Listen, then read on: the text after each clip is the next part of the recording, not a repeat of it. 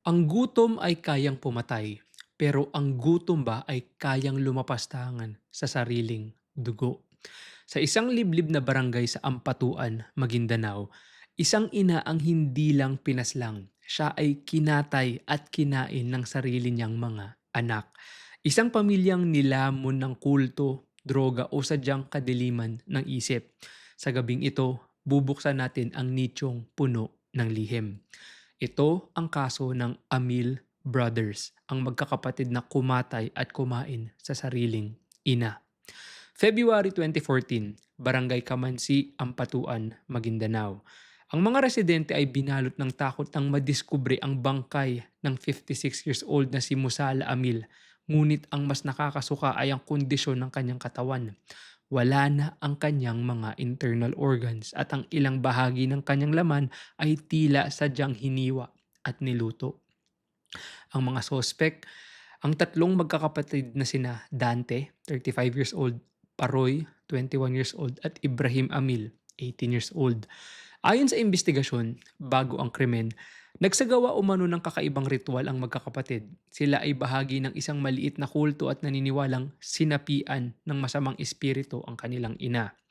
Pinagtulungan nilang saksakin at katayin ng kanilang ina habang ito ay humihingi ng saklolo. Ang masaklap, inamin ng ilang saksi na nakita nila ang magkakapatid na kumakain ng hilaw na laman ng biktima sa loob ng kanilang tahanan. Nang rumispondi ang pulisya, hindi tumakbo ang magkakapatid. Sa halip, naabutan sila sa loob ng bahay. Tila wala sa sarili at may mga bahid pa ng dugo sa muka at kamay. Inakala ng marami na sila ay sabog sa droga, partikular na sa shabu. Ayon sa resulta ng drug test, nasurpresa ang lahat. Lumabas na negative sa droga ang magkakapatid. Base sa psychological evaluation, lumitaw ang posibilidad ng shared psychotic disorder. Dahil sa tindi ng hirap ng buhay at impluensya ng kanilang ama na namatay na isang faith healer, naniwala sila sa iisang delusyon na ang kanilang ina ay isang aswang o mitya ng malas sa kanilang pamilya.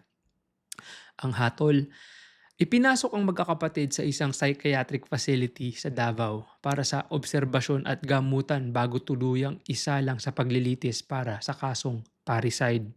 Ang kaso ng mga Amil ay hindi lamang kwento ng karahasan. Ito ay salamin ng isang lipunang bulag sa mental health at nalulunod sa maling paniniwala. Sa gitna ng gutom at kawalan ng pag-asa, saan nga ba humahantong ang katwiran ng tao?